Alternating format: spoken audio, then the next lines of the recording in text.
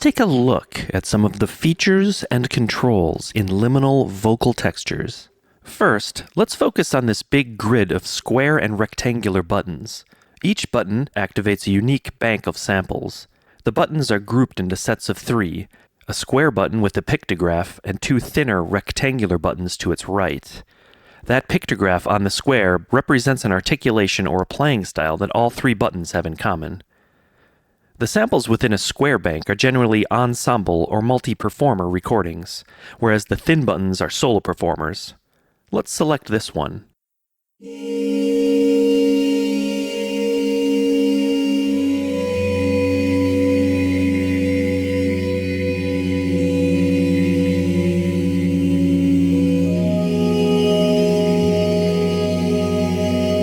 Now let's try this one.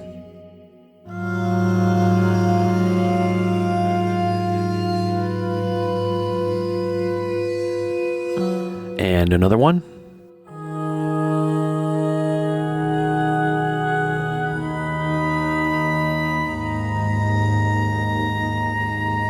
Of course, we can activate many sound banks simultaneously for a layered and textured sound.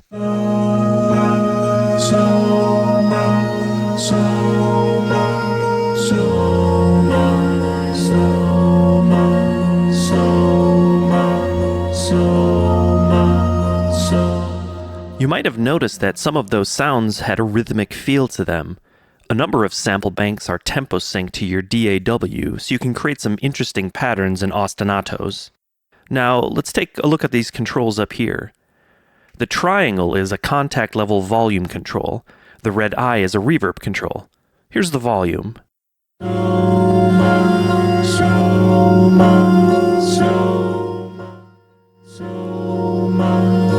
You can see that this acts as another control for contact's volume slider, and this red eye reverb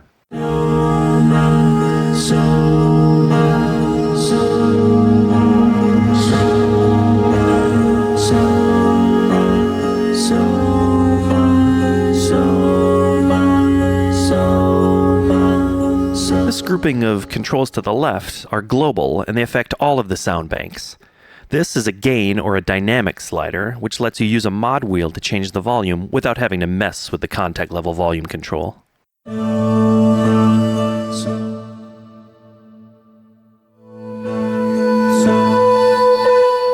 Here are global ADSR settings, and this switch down here will set whether every sample bank uses these global settings, or whether each bank uses its own settings. Let's fiddle with the attack knob here.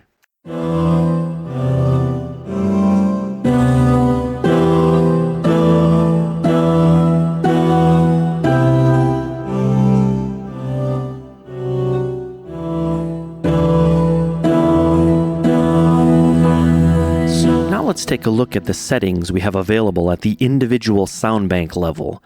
Every bank has this triangle-shaped button in its upper left-hand corner, which opens up its settings. Let's activate a sound bank here, and then click on its triangular button. Let's hear what this sounds like by default.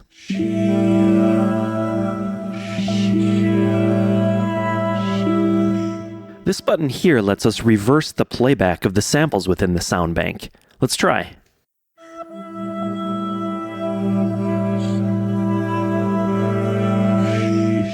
This slider controls the volume of just this sound bank.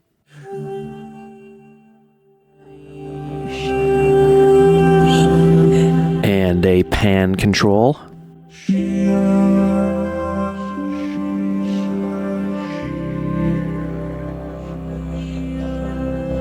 This little knob right here lets us set how much influence velocity has on the sample bank's volume.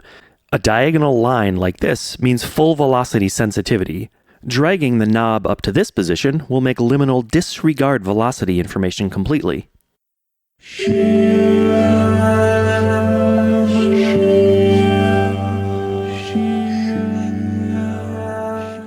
Now let's take a look at the LFO controls here. These will modulate the sample bank's volume over time, helping us create evolving sound textures.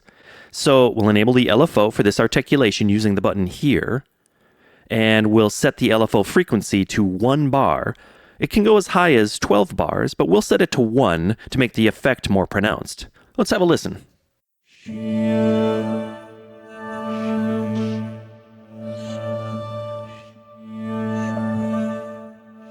So you can hear that the sound's volume starts silently and oscillates to loud, and then back to silent over the period of a single bar. Let's try changing the phase start position by dragging on this graph here. You can see we're moving this starting line. Let's move it to the peak of the sine wave here. And for greater effect, I'll go ahead and set the attack to 0. Have a listen.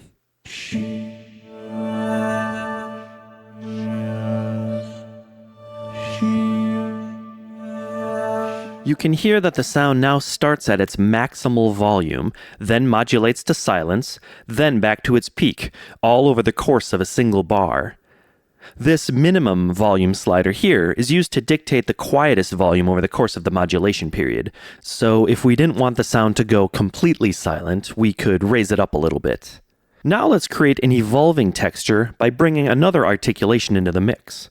First, I'll set the pan on this articulation all the way to the left, again, to make the effect more obvious. Now we'll close this out. Let's enable this second articulation here and open up its settings. I'll go ahead and enable this LFO and set the frequency to 1 bar, just like the first sample bank. And I'll leave the phase where it is here. Remember that first sample bank had a phase that we shifted by about 180 degrees. Now I'll set the pan to the right on this one. Let's have a listen.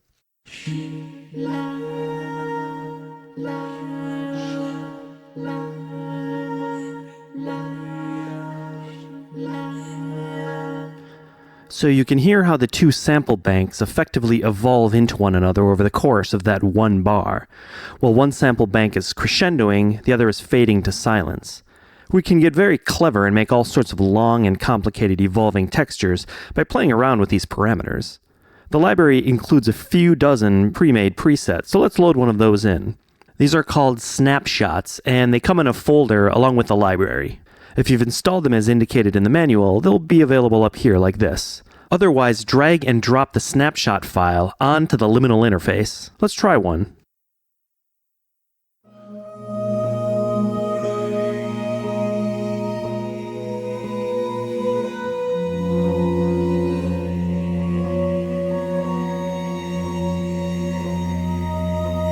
And how about another one?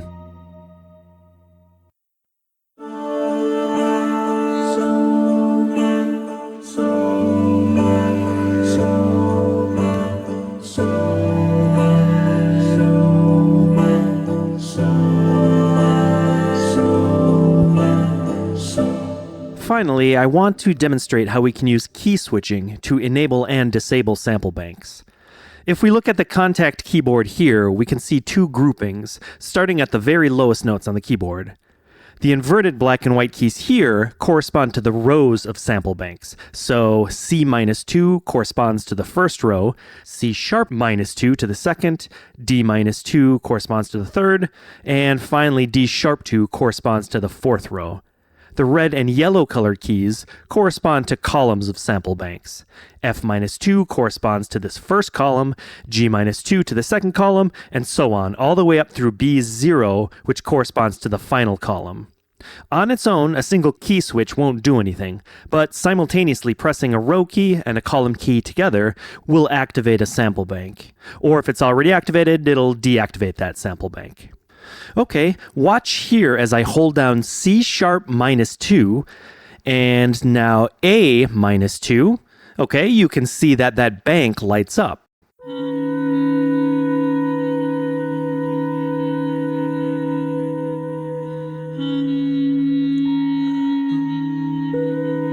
Now I'll press D#-2, followed by B-2, and that bank lights up.